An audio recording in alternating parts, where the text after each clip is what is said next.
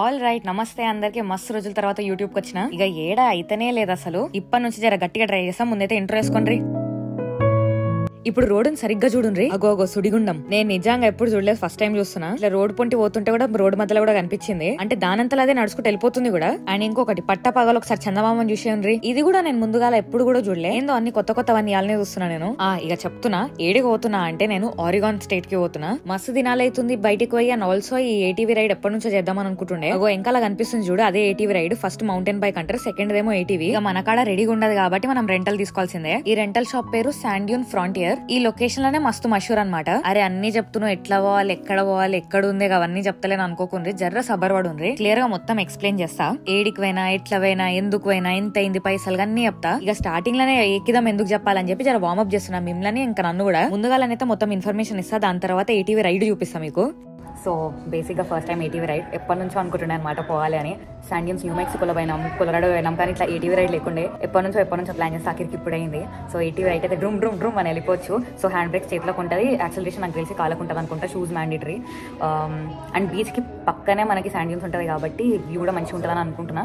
ఒకసారి అడగాలి పోయి బీచ్ కి పోవచ్చు లేదో అని. సమ్మర్ టైం కాబట్టి 6:30 దాకా అవైలబుల్ ఉంటుంది ఏటీవీస్. లేదు అంటే నార్మల్ టైంలో 4కే ఉంటుంది. ట్రిప్ మొత్తము సియాటల్ నుంచి ఆరిగాన్ ట్రిప్. బేసిక్ గా ఏటీవీ శాండ్యూన్స్ ఎక్స్పీరియన్స్ చేయడానికి వచ్చినండే. మొత్తము 365 మైల్స్, 8.5 hours పడుతుంది. సో మనం మధ్యలో ఆరిగాన్కి వచ్చినాం అనుకో, నాట్ ఓన్లీ ఏటీవీ రైడ్స్, మనకి పెద్ద అవుట్లెట్స్ ఉంటుంది, ఇక్కడ సేల్స్ ట్యాక్స్ ఉండదు. సో మనం అట్లా కూడా మనం జర షాపింగ్ చేసుకోవచ్చు. మల్టినోమా ఫాల్స్ లేదంటే సిల్వర్ స్టేట్ ఫాల్స్ ఇవన్నీ కాకుండా ఇది కొంచెం డిఫరెంట్. అలాగే కోస్టల్ సైడే మొత్తం ఇది కూడా ఆరిగాన్కి. మనం వీడికి వస్తే లాస్ట్ టైం వచ్చినా అవన్నీ తిరిగినా కానీ ఏటీవీ రైడ్స్ ఒకటే కొంచెం మిస్ అవుట్ అయినా, అది మస్తు కొంచెం ఉండిపోయింది ఇక చేయలేదు అని. సో గట్లా అని చెప్పి ఇక మళ్ళీ వచ్చినాం.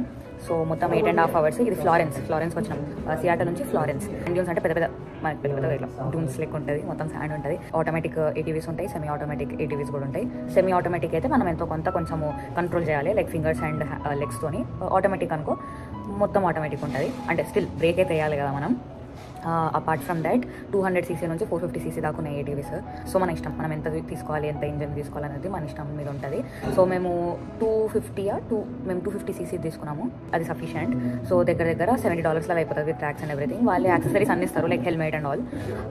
ఎంతో కొంత ఎట్లా చేయాలి, ఏం చేయాలి, రూల్స్ అండ్ రెగ్యులేషన్స్ కూడా చెప్తారు. ప్రస్తుతానికి అయితే మొత్తం ఫిల్అప్ చేసిన తర్వాత ఇప్పుడు నెక్స్ట్ టైం చూపిస్తాను. అండ్ ఎస్, వాషింగ్టన్కి వస్తే 8 hours డ్రైవ్. అంటే నార్మల్ ఫ్రైడే నుంచి సండే వరకు మీకు మంచి టైం ఉందనుకో, అసలు స్పెసిఫిక్గా లాంగ్ వీకెండ్ కోసం వెయిట్ చేయాల్సిన అవసరం లేదు. ఇది ఏ వీకెండ్ అన్న వచ్చి నిన్న వర్క్ అవర్స్ తర్వాత స్టార్ట్ అయిన తర్వాత శాలంలో మూటలు తీసుకొని అక్కడ స్టే చేసేసినాము. ఎర్లీ మార్నింగ్ 7కి వచ్చిన తర్వాత ఇక్కడికి వచ్చేసినాం డైరెక్ట్గా ఇక్కడ శాండ్యూన్స్కి ఫ్లారెన్స్కి. సో 3 hours పట్టింది. ఇక్కడ 3 hours తర్వాత ఇప్పుడు ఏటీవీ రైడ్ చేస్తాం. తర్వాత ఖానా అంతా తినేసిన తర్వాత మళ్ళీ వీళ్ళు గో బ్యాక్ టు పోర్ట్లాండ్. అక్కడ మళ్ళీ కొద్దిసేపు షాపింగ్ చేసుకొని వెళ్ళిపోవచ్చు. ఒకవేళ మీరు ఏదైనా ఫోన్లో కానీ ఇంకేదన్నా సేల్స్ ట్యాక్స్ లేని ఐటమ్స్ కావాలనుకుంటే Oregon is the best place from Washington or from California, upper side of California. And yes, ఆరిగాన్కి ఒకవేళ ఏటీవీస్ చేయాలని అనుకుంటే పక్కా ఏదో ఒక కైండ్ ఆఫ్ షూస్ తెచ్చుకోండి. లక్కీగా మేము తెచ్చుకున్నాం కాబట్టి సరిపోయింది, లేదంటే మాకు దొరికిపోతుండే. సో ఏదో ఒకటి. నాకు ప్రస్తుతానికి బీచ్ పక్కన శాండ్యూన్స్ నాకు తెలిసి ఆరిగాన్ లో తప్పితే ఇంకేడు ఉండదు అనుకుంటా. ఇక ఇన్ఫర్మేషన్ మొత్తం తెలిసిపోయింది కదా. ఈ బాయ్ మనకి ఏమేం చేయాలి, ఏమేం చేయొద్దు, ఎట్లా కేర్ఫుల్ ఉండాలనేది చెప్తుండే అనమాట. ఆయన చెప్పినవన్నీ కూడా మళ్ళీ ఒక వీడియోలో చూపించారు. చూడడానికి అట్లా లాంగ్ షాట్ లాగా అట్లా చిన్న కనిపిస్తాయి కానీ యాక్చువల్ గా మస్తు ఎత్తుకుండే అనమాట. అండ్ ఇందాక చెప్పినా కదా బీచ్ యాక్సెస్ ఉంటుందో లేదో తెలియదని, బీచ్ యాక్సెస్ ఎత్తుంది. అండ్ ఇంకొక మెయిన్ విషయం ఏంటంటే మీ కార్డుల నుంచి ఏటీవీ డబ్బులు కాకుండా ఒక $1,500 హోల్డ్ లో పెట్టుకుంటాడు అనమాట. మన రిపేర్లు అయితే ఇక మీ పైసలే తీసేసుకుంటాడు. ఇక జర మొత్తం పైసలు కట్టినప్పటి నుంచి ఒక 40 నిమిషాల ప్రాసెస్ ఉంటది. ఇక మన గేర్లు ఇస్తాడు, హెల్మెట్లు ఇస్తాడు. ఇక జుట్టు మంచిగా అల్లేసుకోండి. ఆల్రెడీ ఉంటే మనకు జుట్టు మొత్తం లేచిపోతుంది కదా, సో దీని వల్ల ఇంకా పోతుందని నేను మస్తు ఇష్టపడి మస్తు కలర్లు చూసి ఆఖరికి ఇది పిక్ చేసుకున్నా. కానీ ఆఖరికి తలకాయ అటు ఇటు ఊపమన్నాడు. అది జర్ర లూజ్ అయ్యేసరికి మళ్ళీ తీసుకుపోయి ఇంకొకటి ఇచ్చిండు. నేను రెడ్ బైక్ తీసుకున్నా, అందుకే నాకు రెడ్ హెల్మెట్ కావాలని అనుకుంటుండే. కానీ భాయ్ జర మంచోడు ఉండే, జర రెడ్ దే తీసుకొచ్చిండు. మళ్ళీ ఇక దాని మీద నుంచి గాక్స్ పెట్టేసుకోవచ్చు. చూడడానికి మస్తు అత్రంగి ఉంటదేమో అని అనుకున్నా గానీ లాస్ట్ కి చూడండి ఖతర్నాక్ ఉండే లుక్ కూడా. అండ్ ఎస్, ఏటీవీలు 2 రకాలు ఉంటది, ఒకటి సెమీ ఆటోమేటిక్, ఇంకొకటి ఆటోమేటిక్. జర అంత ఫీల్ ఉండాలి, నడిపించినట్టు ఉండాలి అని అంటే నా లెక్క సెమీ ఆటోమేటిక్ తీసుకోండి. కానీ ఇండియాలో బైక్ రాకపోతే ఇది చలాంచడం జర కష్టం అని చెప్తా. ఎందుకంటే మనం గేర్లు వేస్తాం కదా బైక్ లకి, ఇట్లా కాళ్ళతో పైకి వేస్తాం కదా. ఇది కూడా సేమ్ అదే కాన్సెప్ట్. నేను హైదరాబాద్ లో బండి నడిపిస్తుండే కాబట్టి నాకు జర ఆసాన్ అయిపోయింది.